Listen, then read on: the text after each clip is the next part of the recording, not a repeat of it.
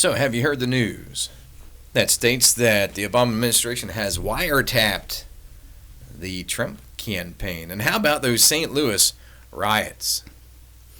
Also today we're going to be speaking and talking and discussing the new legislation. The Oregon Governor Kate Brown has just signed into law. Also Pelosi being shouted down at a San Francisco news conference. All of this and a whole lot more on today's jam-packed session of The Truth Hour. What kind of a show you guys put on? I want the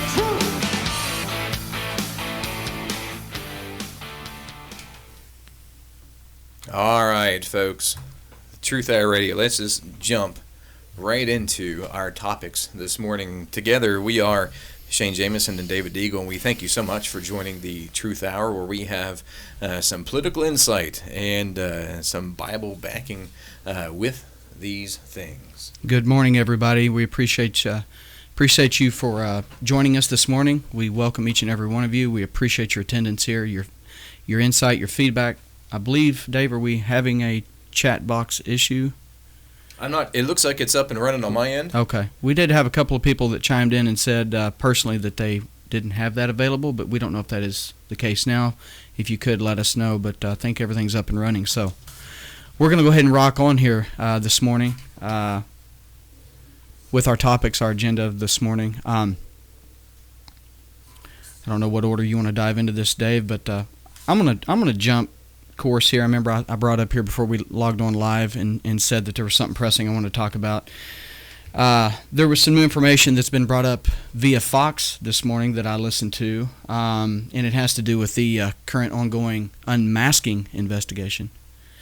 And for those of you that are familiar, this involved months prior to the election, to the inauguration of Donald Trump, where it was brought to the public's attention through various avenues that there has been, not anymore because it's been disclosed, but unmasking of various names, and we have a new bombshell that has come out as of today that basically states that Samantha Powers, then UN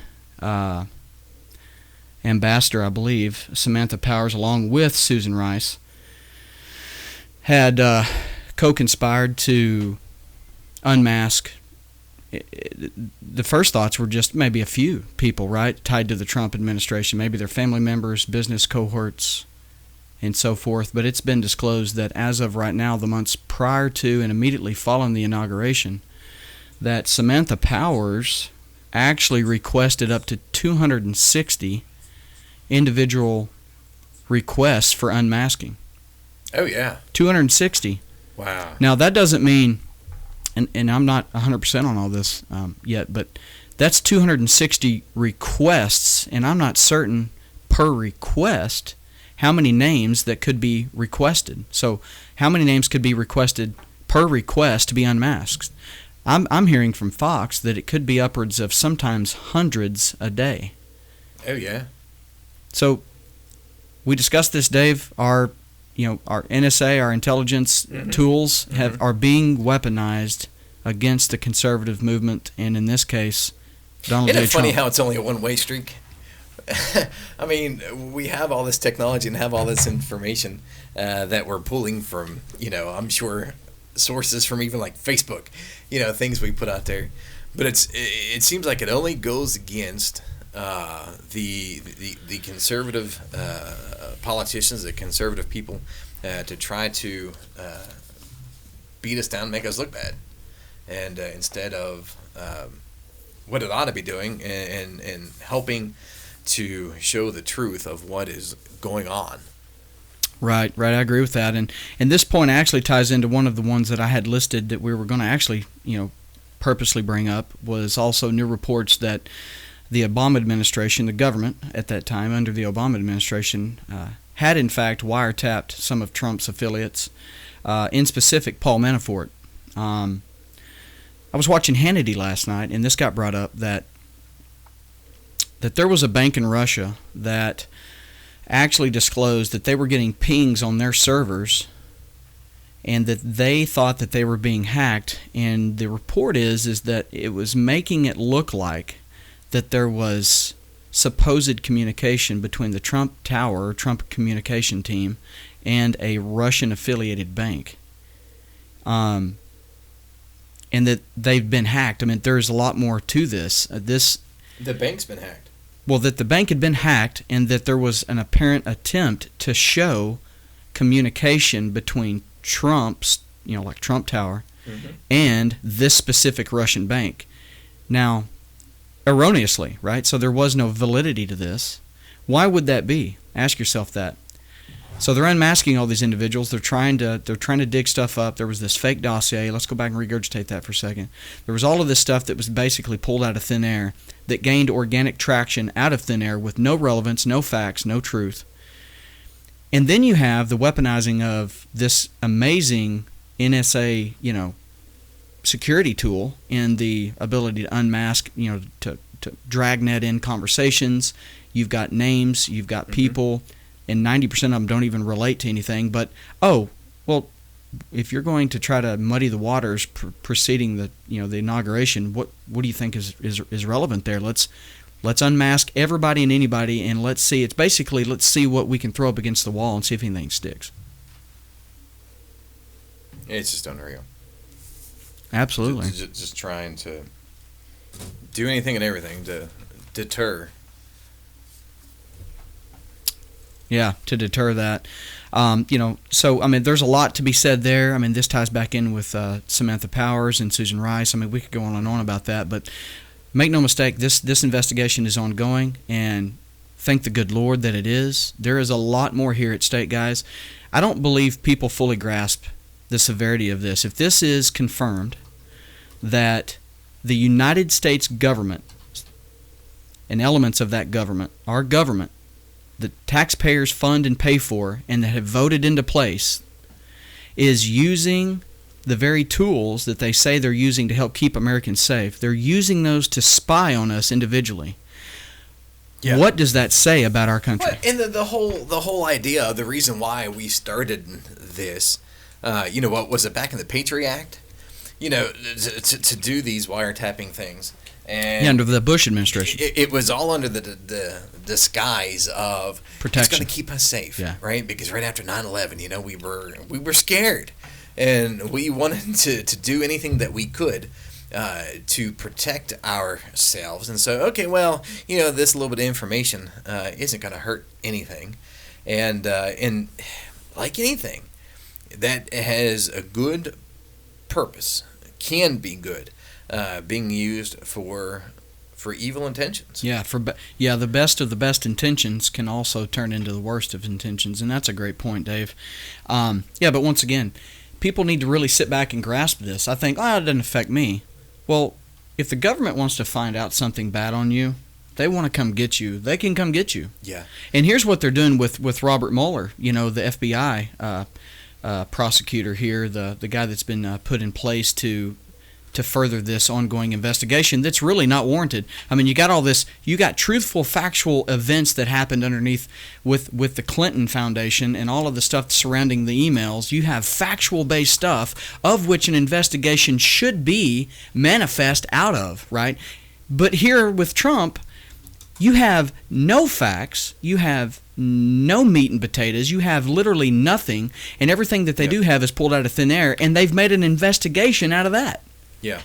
And if you don't do anything wrong, should we even be worried about whether the government's listening into our conversations or our texts and things like that? I know that, we don't want to tell the bad side of things. We only tell the good side and how this is going to help us. But, should I really be worried if I guess I don't have any worry of the government getting my information because I'm such a little peon that I'm nobody. I'm a tiny speck, in the society. But if I have nothing to worry about, fine, check all my stuff out. But as citizens, don't we have a right to some sort of privacy? Amen to that. Yeah. Well, and think about this. The biggest question in my mind is the Democrats' whole beef with this whole thing. They are going, literally riding the ship to its grave with this one statement: collusion. They're trying to prove out of thin air that there was something that doesn't exist, and that there was Russian collusion between either Trump directly or the Trump affiliates and his administration prior to the election, following the inauguration, and into his presidency to this day. Isn't the real factual-based collusion here the problem that needs to be investigated? The fact that the government underneath the Obama administration colluded with various departments of the intelligence agency, including the FBI, to unmask, to dragnet individuals, to belittle, besmirch, and to hopefully deny a presidency. Now, and then if it did happen, they wanted to have something, if anything, to show that it was irrelevant, that it was based on some kind of collusion. Isn't that the atrocity here, Dave? Yeah. And, you know, I'm going to say your name wrong, but Zinedine Welcome, you know, Zinedine. he says, you know, what if they were able to automate it so no human eyes would ever see our privacy unless it was an illegal act? And that's a thought. You know, there was this whole show that used to be on television not just a year or two ago, Person of Interest, I think it was called, where, you know, there was this idea that this computer system was able to see things that could happen in the future, and it would just allow these folks to know to intervene with those things. And that, you know, the problem is, isn't it, whenever we interject man into it. You know, I have this information, and it's everywhere. It doesn't matter if it's government or in private sector. It's everywhere. Where because of, you know, we're going to go right back to Scripture, because of temptation. You know, this information's out there, and what can I do with that information? The same thing with credit cards when you go out to eat so many times. Mm-hmm. You know, you pass your credit card on to the waitress, and there's a there choice. are times, There's right, a choice where, you know, Mm-hmm. I can take this number down and use it for my own good. But, you know, with anything, there can always be downfalls to it, or, you know, bad information computing. Right. Where something's missed or something is thrown over than what should be. I agree. Yeah, man's greed and selfishness and pride always gets in the way. Always. So, I mean, we could spend a full hour on that, guys, but we have a jam-packed session here. So, Dave, if you don't mind, let's transition. I'm going to go ahead and talk. There's 3 points I have here that basically kind of tie into one another. Sure. First being the governor of Oregon, Kate Brown. Oh, yeah, you heard come this. on. Yes. She This is signed into something new else. legislation into law, basically making abortions free, not only for the citizens of that state, but you know where this is going. Uh-huh. Let's make not only, once again, it's a hot topic in abortions. We basically Yes. are staunch advocates against abortion. And let's not only make it, free and cost-free for individuals of that state, but let's make it free for illegals. Here, you all know, and I hope you do know, and if you don't know, I am absolutely pro-life. Makes two of us. Pro-life. That's it. There's no other ifs, ands, or buts about it. But, put all that aside, if that's even possible, and let's go to the idea of free. Really? Free? Free to who? Right? Free to the person who's wanting it done. Mm-hmm. It ain't free. There's somebody who is paying for that to happen. And who is the one who is paying for that to happen? That is Mr. and Mrs. Taxpayer.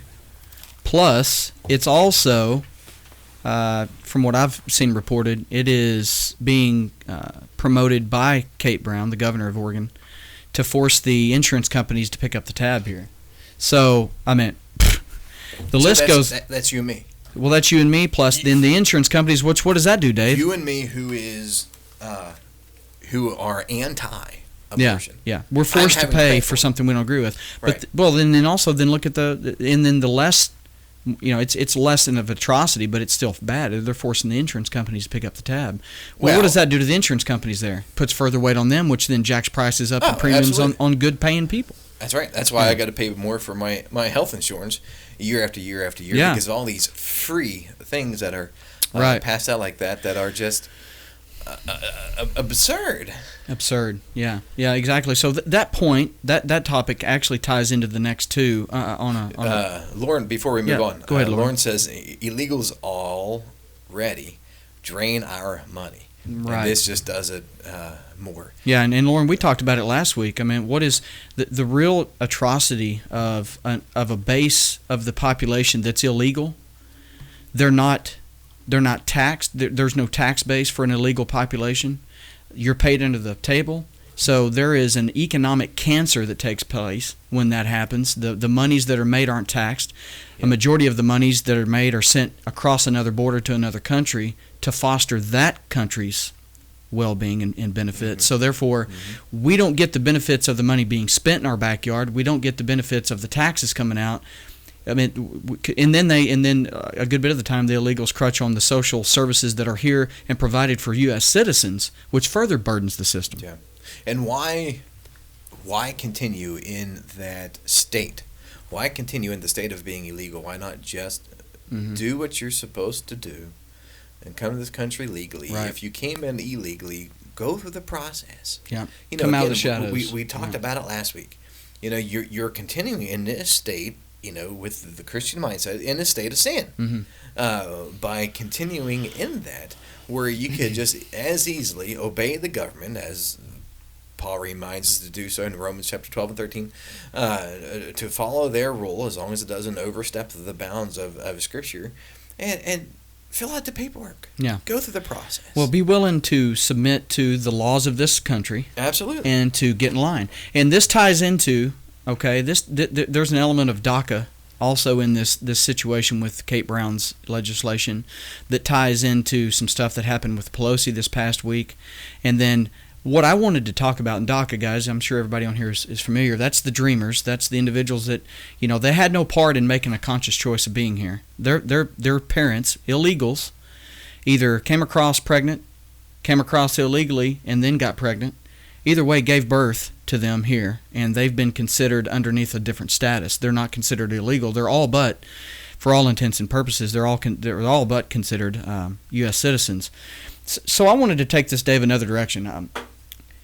There is big talk going on right now. Trump is he's the consummate deal maker, right? Right. Okay. So we got approximately 800,000 dreamers in this country. Okay, that's not to mention all the other millions that are actual illegals that have made it here. But the dreamers, the ones that were born here, approximately 800,000. There's talk that Trump would consider some form of amnesty, right? For some plan to citizenship here if given the chance to further other bigger issues such as the border wall, such as other funding issues, right? So does Trump have an opportunity here? Provided him, what's always been the Democrats' base? What have they always championed? The victimhood status, the base of a minority status, such as the illegals and now the dreamers, and they've always wanted them to be a Democratic voter. Is this not an opportunity, Dave? In my opinion, I was going to ask you, is this not an opportunity, Dave, for Trump to try to do something? In my opinion, it's inevitable. I think we should work something out with the dreamers. I think we should because, one, it's hard to hold them accountable and responsible for what their parents did. Okay. And does this not give them an opportunity to look at the GOP differently? If Trump champions the ability for these dreamers to be citizens of the United States, guess what that does? That Trojan horses and basically harpoons the Dem strategy to pull voters over to them by being we feel sorry for you and please come, we'll work with you. So the idea then to forgive them, give them legal status. Some form, if you transition it, if it takes time, I don't know. Even if it's overnight. Hey, tomorrow he signs an executive order. I don't know how this happens, and we can debate that. Is that not the end goal?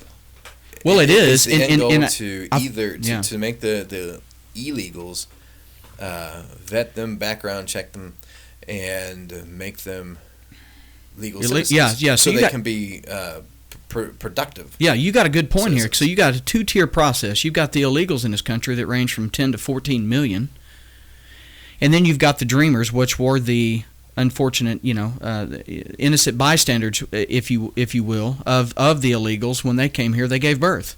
So you have almost a million So in my opinion, if anybody here is going to be extended some grace and ability to kind of circumvent the process, it maybe should be the Dreamers. So what do you do then with? So you give forgiveness to the children, right? Then what do you do with their parents that are still here? Exactly. I mean, well, you got to approach it. I mean, I think Trump and Sessions, right? They've already laid out a plan. So you're here illegally, but they're not naturally just going after you because they know that you're illegal. You kind of have to follow another precipice on another platform. You have to have committed another crime. Okay, so if you go commit another crime and you're a drug addict or a drug dealer or a gangbanger or something like that, you're top of the list, and I can understand that. But what about the illegals that are go about their business, but they're still not taxed? In a lot of instances, there's a lot of negative there. So what do you do with them? Yeah, I mean, you look at Scripture and you see there's always that need for forgiveness. Absolutely. To forgive people for doing things, but then you also see a sense of redemption, a sense of to repay back a debt. That has been done. You accidentally kill your in the Old Testament. The Mosaic laws. You accidentally kill your neighbor's ox. Well, you pay that back. To restore what was done, and so. Is that something that they need to look at? I agree. Lauren says, do immigrants still have to take the test to become U.S. citizens? I do believe so. You're right. There was a young lady that had married, she was Filipino, and had married a soldier. And Lauren, you probably know who I'm talking about. But she had to go through the whole process and take classes and take a test. And once passing the test, she was able to go through that whole ceremony of becoming a full-fledged United States citizen. And that was probably only within the last, I'd say probably 3-4 years or so. So I'd imagine they still have to. And it's probably a test I can't even pass. But yeah, exactly. Of all the information that's put in there. But it's still something that you have to do. That's required so that you have at least some sense of how our government works. Yeah, and a sense of rule and regulation. I mean, let's be real. I mean, of those 10 to 14 million illegals that came here for a good purpose to try to, to provide for their families, to send money back across to Mexico, or to start a family, a life here in the United States because of this land of opportunity, you know what? I guarantee you this is a factual statement. There are a significant portion of probably of that illegal base that respects and even though they did it illegally, that is so grateful for the ability and the opportunity to be here and to have the ability to put food on their family's table. Yeah. And then you look at some of the people that sit and crutch on the social side of things, on the welfare. They crutch on the welfare of our country until it's basically drained dry. That have no consideration for that don't respect this country. So it comes down to that. But real quick, and I would never want to say that you don't ever want to pander for votes. I mean, in other words, truth and principle should dictate your stance politically. But does Trump have a position here? If he tries to craft something to at least help the Dreamers, I think, I think it's an opportunity to one-up the Dems. And is it worth it? Oh. Is it worth it? I mean, it's been a generational problem that the GOP has always been looked at as the political party that has stood up for truth. In other words, our sovereign laws, either obey them or go back home. Okay, well, that's understandable. But what about these Dreamers, these people, these innocent people that are here? We have to look at the better good. Call them innocent. I mean, I know their parents brought them over. Yeah. But in the children that are still classified children, but I'm sure this is far-reaching into people who have now grown into adult age, late teens, early 20s. And why haven't you college careers done what you should do, right, that your parents haven't done to go through that process of citizenship? Right. But so we could go on and on, but let's transition out of that. Real quick, we'll touch base on Pelosi there. She was at a San Francisco news conference this past week. And at this news conference, she was actually going to lay out some of this agenda that apparently her and Chuck Schumer had sat down with. And kind of the knowledge here is that there is some bipartisanship happening between Trump specifically and like Pelosi and Schumer, Oh, yeah. as it relates to DACA. Reading across the table, huh? So she comes out to champion this and to basically say and to highlight these points. And guess who shows up at this news conference? Immigrants' rights protesters show up and basically shout her down as a liar. Well, I can see both sides of this. And this individual listed on here, Luis Serrano, he's an organizer with the California Immigrant Youth Justice Department, represented just one of the groups that was there in attendance. But he's quoted as saying that the Democrats are representing themselves as the resistance, but when in reality, they haven't done anything. So look at what the Democrats have put themselves up against. They Haven't done anything to do what? Well, but the hypocrisy in some of these human rights people's minds is that the Democrats have said they won't ever sit down with Trump and barter a deal that basically that Trump is against DACA and Trump is against the illegals, and that they don't even want to see any kind of cooperation. But on the other hand, what Trump and Pelosi and Schumer had done is do just exactly what you would think the Democratic voters and some of these protesters would want: work out a deal towards planned citizenship. Right. So how can they have it both ways? They can't. But gotcha. they show up to say that they're selling out their principles. They're selling out their voter base. They shouted Pelosi down as a liar. The news conference ended unsuccessfully. So that's it's crazy, right? What do you want to transition to next there? Okay. A couple other topics we have here, guys. Well, something we didn't talk about, and I didn't actually list this, but we need to talk about Trump's UN speech.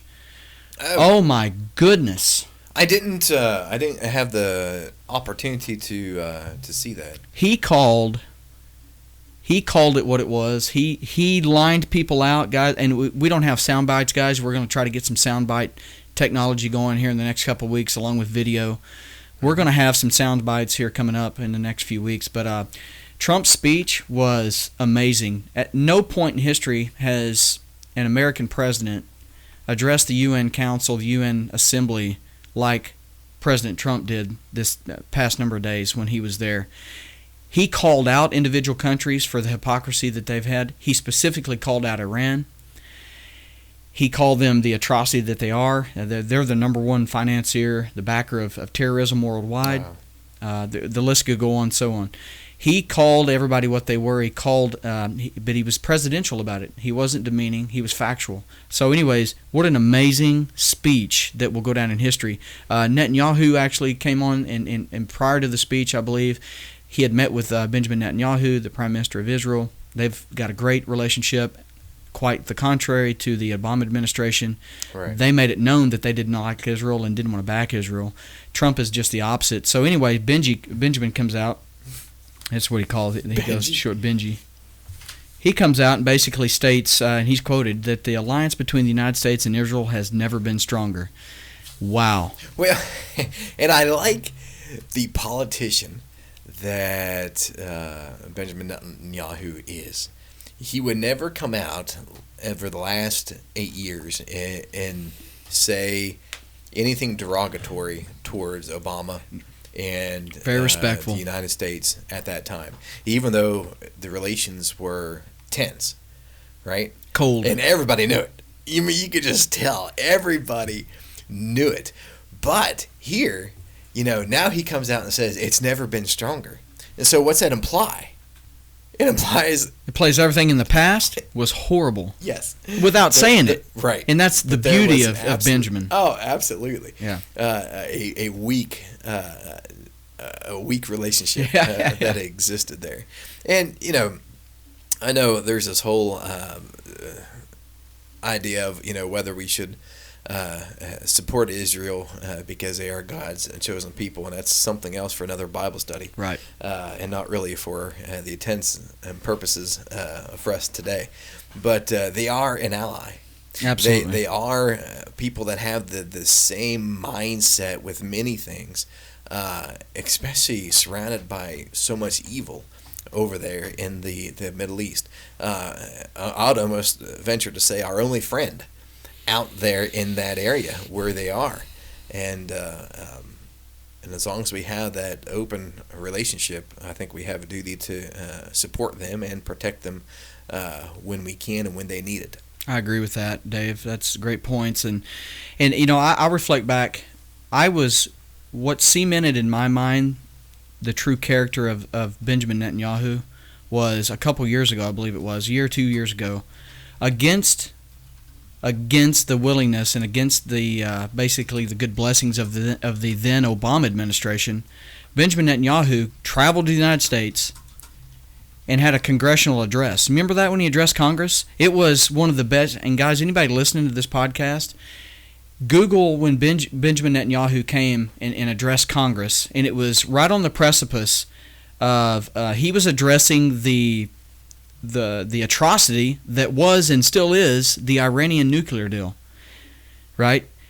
This man was amazingly presidential when he came into our country against our current president's willingness to acknowledge that he was going to be here, and against their wishes, against Kerry and against Obama, addressed Congress. And I mean, it gave me chills, guys. No. It gave me chills, this guy's willingness to call things what it was, willingness to call truth what it was, willingness to call the deal at that time what it was. Yeah. And did it in I would say, a presidential way. Yeah, very tactful but sternful. Absolutely. You know, and it's the same way Trump is. He, you know, and a lot of the left, man. You get on the ABCs, the CNBCs, the CNNs. They're calling. There's a lot of these left-wing kooks calling Trump's address to the UN that it's borderline bordering on a war crime. Are you kidding me? It is time that this country stand up for what it believes in. A war crime for us calling a nation what a nation is. Yes, to basically, and then against like Kim Jong-un, he called him the term was Rocket Man. He called him Rocket Man, and you know, he basically, he's flat out said, I wish we had the soundbite. He said, if we are forced to, this is Trump, and I'm not exactly quoting, I'm paraphrasing. If we are forced to, we will annihilate North Korea. He said that all but just like that. What was and everybody basically was in shock. And what was just the like, reaction? Did they clap like the congregation? Who? Oh no. And there was times throughout the speech where it's known now that Trump kind of had some planned, like 2-second, 3-second stalls to see if anybody would clap. Oh, okay. And there wasn't any, right? They just sat and listened. No, and they were getting grilled by somebody that was telling the truth. I've never paid attention enough to those UN addresses. Yeah. To see how they're handled. You know, like the presidential speeches when it gets before Congress, and you know, you can always see that separation between both the Democrats and the Republicans. Who stands up and claps? Who sits down and acts all angry and bitter? Yeah. But well, that's. I mean, you got to call it is what it is. You know, I mean, you go to the book of Isaiah and it says, what are those people who call good evil and evil good? Absolutely. And so much in this society and really throughout the world, we've been doing that. Yeah. You know, everything that is good we're saying is wrong, and everything that is wrong we say, that's just fine. And it's about time that we come around and calling what it is and calling sin what it is. Yeah. Well, and just being leading with strength and leading from the front for a change, right? Which this country hasn't done since, in my opinion, the Bush era. Because when you go through the Obama years, Obama went on an apology tour. He went around the whole country. He went around this country. He apologized for this country overseas on foreign territory. He bowed to other leaders. Yep. I remember that. Are you kidding me? I remember that. He basically sold out this country for the past 8 years, and you get this vigorous kickback and this vile and vitriol kickback now because the people that want to placate, the people that want to basically pander, and they don't want to ruffle feathers. Trump is not that, man. Trump is not that. He'll ruffle your feathers, huh? Just to get a rise. He was put in there to ruffle feathers. So well, and there's reasons. There's reasons he got in there, and that's part of it. Because that's what I know. That's what I wanted. I was tired of being told all these things, tired of, like Lauren says, making our nation look weak and so apologetic for the things that we've stood up for so long that we know is right and wrong. Right. To almost liken to telling Hitler, "Oh, I'm sorry. Yeah. I'm sorry we bombed Germany, and I'm sorry, we stopped your Nazi regime. You should have been allowed to do what you want." Really? Yeah. I'm going to tell you something else to add to that, Dave, is there was a lot of things that Obama apologized for that I absolutely despised, but none was greater than the fact when he would take every chance and opportunity to throw Christianity under the bus. Oh, absolutely. Without doubt. He would stand up all but for the Muslim faith. Yep. And he was even, I think we talked about this the first time around. He's stood on the world stage and basically said, basically y'all need to quit throwing stones at the Muslim faith, and because we can go, he even specifically said, we can go back in history and look at all the blood, the blood and treasure that was given up underneath the name of Christ. Okay, Really? You're going to go there and say that? Last time I checked, Dave, Scripture does not indicate kill the infidels and to kill innocents. Right, and that whole guise of the what is referred to as the Holy Wars, the Crusades. Yeah, wasn't under Scripture. They were acting alone. Absolutely, and that was man putting his ideas on how to get some things done. Right, and But you have that. So you have a great point. So you have the Crusades and those that participated in that committed atrocities, and clear sin. Right. Murderous acts. Saying it was in the name of Christ. Saying it was in the name of Christ, but it was factually not listed in what we follow, which is the Bible. But then you have acts of terrorism that are clearly, in my opinion, advocated for in the Quran. So you can't say that the Christian faith is some kind of an atrocity of a faith when what we believe and lead our lives by has no leading towards that, but the Quran for the Muslim faith actually advocates that. Mm-hmm. Right. So, it's a total hypocrisy. So one other thing, guys, we'll tie into, and we've got about 15, 20 minutes left here. We're moving along great, and we appreciate everybody that's attending, and great discussion going on here today. But another thing that was front and center here, along with meeting with Benjamin Netanyahu, and also the UN, the Iranian nuclear deal is actually up for recertification, I believe, by the United States, along with a number of other countries, I think this coming year, if not in the next few months. I don't have the facts. But so I think the way that works is there was a number of countries that bought into that are part of the deal, that have to sign off and recertify the deal. I can tell you right now, it never should have happened. We should have never sat down with a terrorist state. You don't get, we have a stance as a country that we don't negotiate with terrorists. So in other words, if you get captured by anybody in the world, technically speaking, United States policy has always been, except through the Obama administration, we can actually go into that, is that the United States government will not barter for your safety or your return. We will not negotiate with terrorists. So in other words, we won't pay ransom. Of course, the Obama administration did. But we won't pay ransom. We won't negotiate with a terrorist state, with terrorists. So then why is it that the United States would sit down at the table of reason and negotiate a nuclear deal with the world's foremost financier of terrorism? Right. And then to see these threats that Iran makes, that, every day U.S. is going to pay if Obama scraps this deal. Yeah. That leads me to want to make sure that you're not producing anything at all. Well, in their parliamentary, in their whatever their course of government is, they chant daily, "Death to America, death to Israel," and we throw them money. And then Obama sends Obama sends pallets of money to them in the last days of the administration. $400 million. $400 million, I think, lifts decades worths of sanctions that actually helped oppress that country, kept them from monetizing their weapons program and furthering. So this deal is nothing more than a kicking the can down the road for another generation to deal with. It's an atrocity. If they think the Iran nuclear deal prohibits the Iranians from having a nuclear weapon, all it does is when this expires in 10 years, if they've done anything behind the scenes and under the table, like it's pretty much assumed that they're doing to this day, right, when that expiration stops, they're going to be on a fast track to a nuclear weapon, not delayed. Mm-hmm. So fast forward, what is it, 8 years now, 9 years? This world's scary then. It's scary.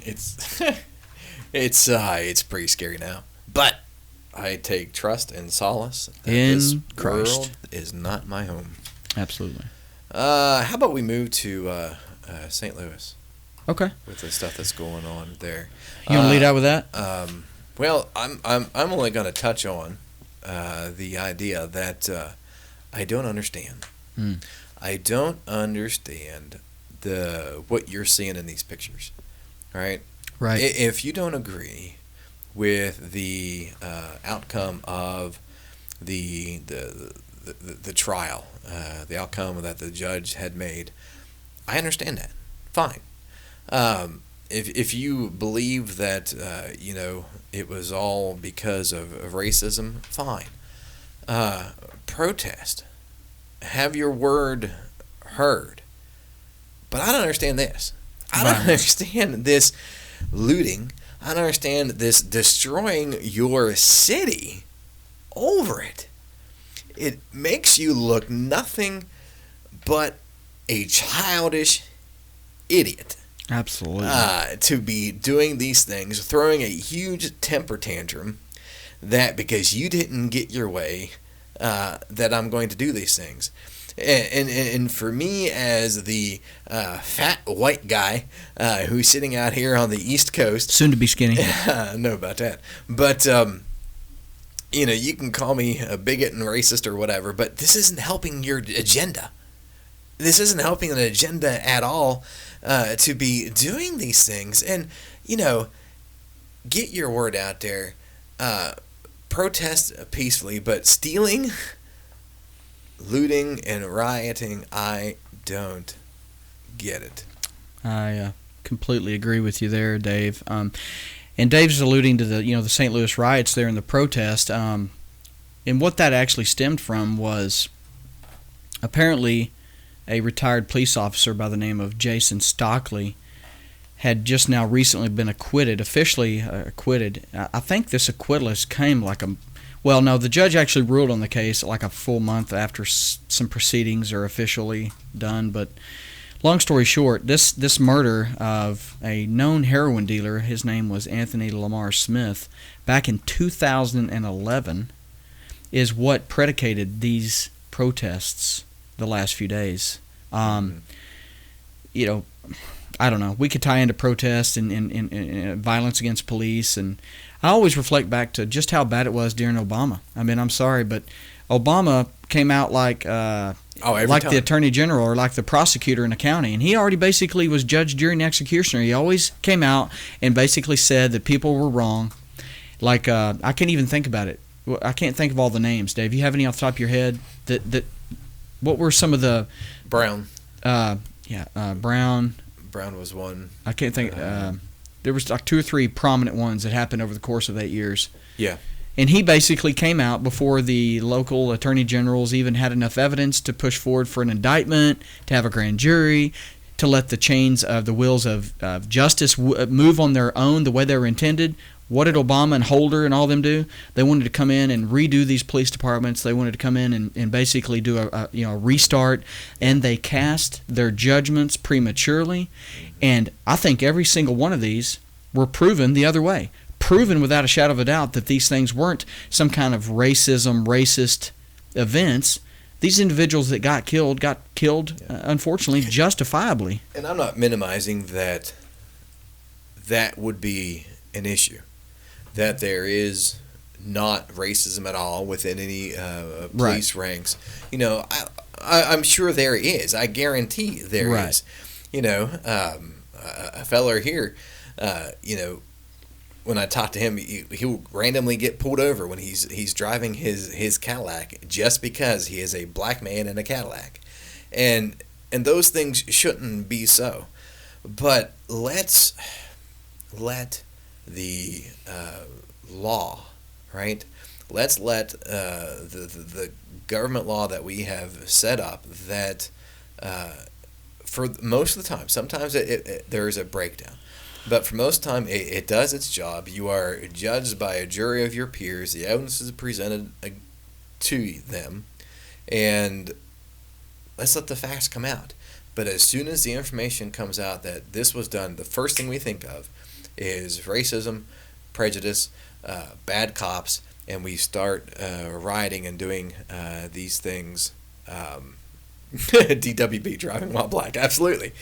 And, and we don't let the facts come out first.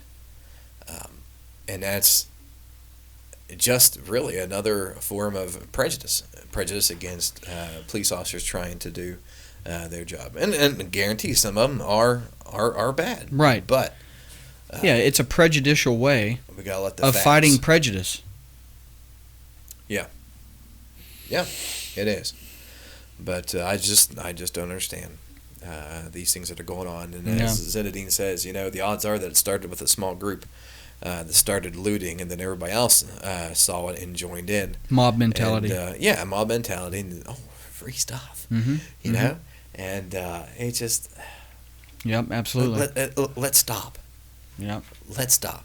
Yeah. Well, let's transition on to another note here. We got, I don't know if any of y'all watch the Emmys. I used to watch the Emmys. Dave, did you ever watch the Emmys?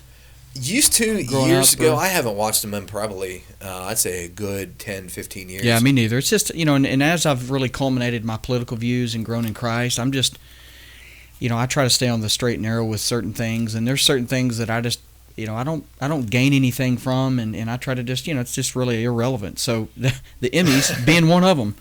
And so. It's an idol. It is. It's actually that. I mean, and they're, so it's, it's all about worldliness and, and how good am I? But so the Emmys this year basically tied last year's Emmys with Jimmy Kimmel as one of the worst in history for ratings. And could anybody guess why? I mean, why would, I'm sure everybody should know why, but if they need to guess why, that's kind of sad. But the reason being, the Emmys has been turned into the left's platform to bash anything from somebody that stands up against, women's rights to abortion to this current president. In a case, you could go on. So, how sad that that's been used for that. But I watched some excerpts of that. I don't even think it's the Emmys. It's Hollywood. Yeah. Completely gone over to that whole liberal agenda, liberal mindset. And I think in an effort to try to change the mindset of the rest of society, because if I see it on TV, well, it's okay. If these people that we tout and put on these pedestals because they're on television, if they say it's okay, then it's got to be okay. We can't, we can't say that abortion's wrong. We can't say that homosexuality is wrong. That's just bigotry, and that's just stupidity coming out, and that's what they want us to believe. Yeah, that's actually a great point. And I wanted privileged folks trying to push their ideas on us, and I'd have to probably, as my, they say about estimates, probably 80-90% of those people have no idea the kind of life that we live with. The things that we struggle with and the work that we try to do to make ends meet, The very same folks that, fly to these, global warming conferences and in their Learjet 5000 and then want to complain because you drive a gas guzzler down the street just to make ends meet. Yes, and their $1 million yachts. And yeah. Don't tell me how to live my life. If you're, all by all means have an opinion. If you want to live what you say you believe, then by all means you have a right to tell me your thoughts. If you're going to be a hypocrite and basically leave the conference and fly back and your carbon footprint is enough for some of the world's smallest cities in one day, then you don't have a platform. No. But I was going to say something about Trump that ties into the Emmys and some of these other situations. I think it's very, very amazing. And I'm not saying he's made a turn on this, Dave, but an official change. But it was a breath of fresh air that after the Emmys basically used their platform to slam the Trump administration and to belittle him in a lot of different ways with a lot of the rhetoric that they used. Didn't see much of a Twitter storm from Trump. And that was a blessing. I was pleasantly surprised. Yeah. And because he I slams people typically. Speak your truth. Yes, I understand that. But I also question whenever you're the world, leader, leader of the United States to say some things Yeah. as abruptly and gruffly as he said about some things that really don't matter much at all. It becomes petty, and that's the only thing that I want the best for him. Lauren says, "What happened to all the famous folks that were going to leave if Trump became president?" Well, I wish they'd get on with it. But yeah, absolutely. So I mean, it becomes, I'll be honest with you, it's something that I admire about Trump, but it's also something that I think is a detriment. If Kelly could get in there, he's the press secretary, the chief of staff or whatever. If he could come in there and if he could somehow separate Trump from his Twitter account, I think the world's a lot better place. Right? I think his administration's a lot better served. Sometimes Trump gets down in the weeds, and he doesn't need to. He needs to delegate all that to other people with talking points, and he doesn't need to worry about those things. Right. So, Just anyways, let other people handle it. Yeah, exactly. So, anyways, long Maybe story with a short, little more tact. Right.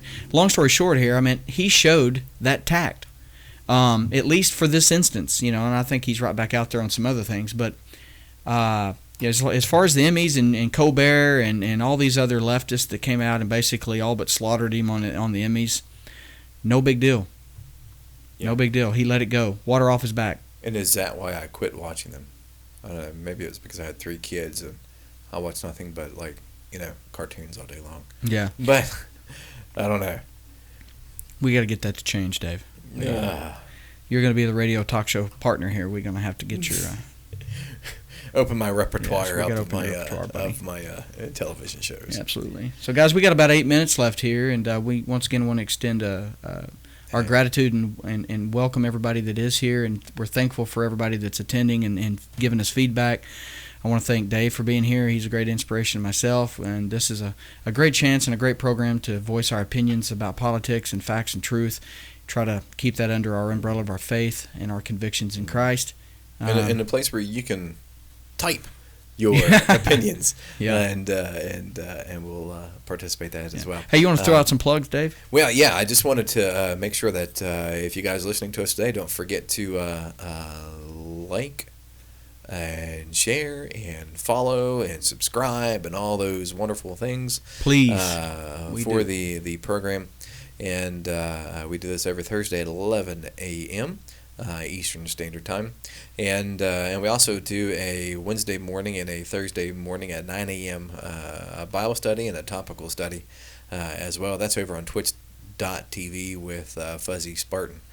Great program. Yes, it is. And just thanks, guys, for being here. If you have questions about anything that's discussed today, and especially if you're listening to this after the fact, on YouTube, we encourage you to go to truthhourradio@gmail.com and drop us any questions you have for many topics we've ever talked about, and we'll be happy to address those both in the email and also on one of our live shows if it is kind of a more topic that is prevalent for today. But we certainly appreciate you guys being here with us today. Absolutely, and I think Dave nailed all the plugs there, and we appreciate the opportunity to sit down with each and every one of you. The privilege and honor to have, guys. Here's yet another instance where we should be grateful for the rights we have in this country that God's extended us. So, I mean, a lot of countries you couldn't sit down and do this. Right. You couldn't sit down and talk about the politics of the day or the opposition party or voice your opinions about your political views unless you basically probably wanted to be locked up or even worse. So, what a blessing we have in this great country of ours to voice our opinions, to speak the truth, and to champion Christ. So, absolutely. Yeah, if you don't know Christ, come to know Him. Open up your scriptures, learn about what He did for you on the cross some 2,000 years ago. Absolutely. And come to receive and understand the forgiveness that He offers all of us. Even those pesky liberals. But hey, even Democrats need saving. God forgives us all if we will turn to Him. through faith and obedience. And so come to know Him and come to find the love that He offers. And thank you guys for being with us here today. And I appreciate you guys joining in for chat and offering your words and your advice and your comments as well. Yeah, absolutely. It's great. It's an amazing feeling to be able to sit and just discuss openly about our beliefs and our stances. It's a real inspiration to me, Dave, to get to do this. I look forward to it every week. I love the Bible studies with yourself and Fuzzy. I get my Christ on with that, and then get my politics on with this. Two subjects I'm very passionate about, and I have no quarrels with discussing openly, and so yeah, great. Both my passions, and so what a blessing. So absolutely. All right, until next Thursday at 11 a.m. Eastern Standard Time, we'll come back to you on Truth Hour Radio on YouTube here. Yeah, please like us, guys. Please follow us. We appreciate each and every one of you. So God bless. Until next time, if you have any questions, please look us up there on the email address provided, and we'd be glad to answer those at any time. And thanks again.